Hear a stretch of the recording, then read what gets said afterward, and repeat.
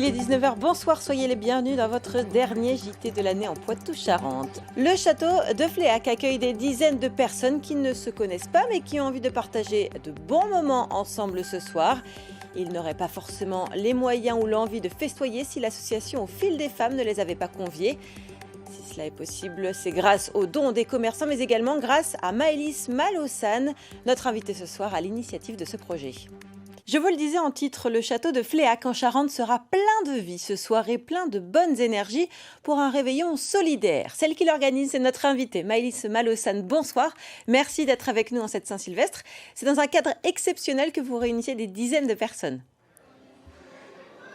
Oui, en effet, on organise un réveillon solidaire depuis 2018 et depuis 2019 au château de Fléac, dans un lieu magique où on a tous l'impression d'être des princes et des princesses. Et ce ne sont pas que des personnes qui sont dans le besoin financier, il y a également des personnes isolées que vous prenez sous votre aile ce soir. Alors ce sont des personnes qui sont effectivement souvent dans une précarité économique. On a des familles, des mères isolées avec des enfants qui sont présentes. On a aussi des gens qui souffrent pas forcément de précarité mais qui subissent de l'isolement et de la solitude et qui seront là aussi avec nous ce soir. C'est d'ailleurs l'histoire de ce réveillon solidaire, c'est lié à ces personnes. Vous étiez inquiète de la solitude et de l'état de dépression de certaines d'entre elles ?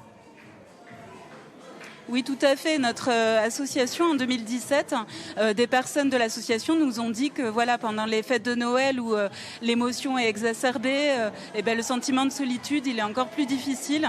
Et que la souffrance, elle est réelle. Les gens nous parlaient d'envie de suicide. On s'est dit, avec Barca, il faut absolument qu'on fasse quelque chose.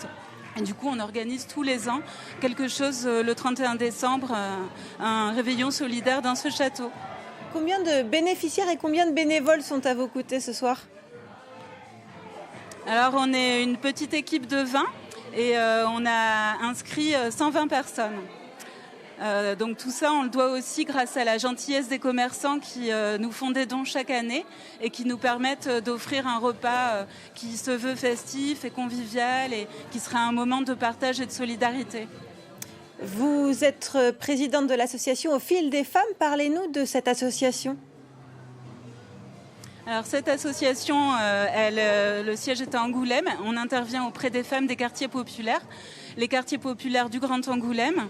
C'est une association d'égalité femmes-hommes. On œuvre pour la visibilité des femmes dans l'espace public, mais aussi pour porter leurs projets. Et on a aussi tout un volet vivre ensemble et solidarité qui est très important. Et on fait pas mal d'actions de solidarité pendant la période de Noël. Noël, c'est très important. Votre association existe depuis 2017, mais en 2020, vous n'avez pas pu faire ce réveillon de Noël ? En 2020, on a su 2 semaines avant qu'on ne pourrait pas faire notre réveillon.